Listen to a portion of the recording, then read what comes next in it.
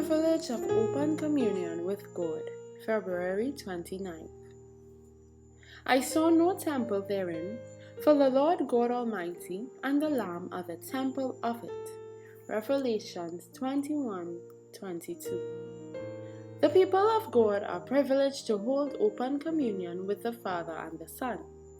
Now we see through a glass darkly. We behold the image of God reflected as in a mirror in the works of nature and in his dealings with men. But then we shall see him face to face, without a dimming veil between. We shall stand in his presence and behold the glory of his countenance. We may address him by the endearing name, Our Father, which is a sign of our affection for him and a pledge of his tender regard and relationship to us. And the Son of God, beholding the heirs of grace, is not ashamed to call them brethren. They have even a more sacred relationship to God than have the angels who have never fallen.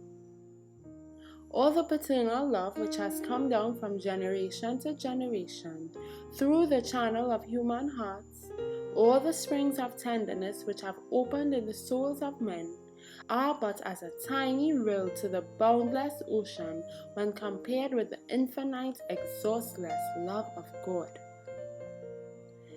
Heaven is a ceaseless approaching to God through Christ. The longer we are in the heaven of bliss, the more and still more of glory will be opened to us, and the more we know of God, the more intense will be our happiness.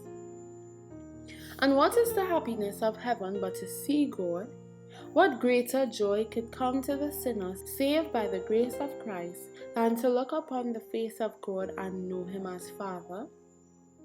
How much comfort it gives to behold him here by the eye of faith, that we may by beholding be made like him.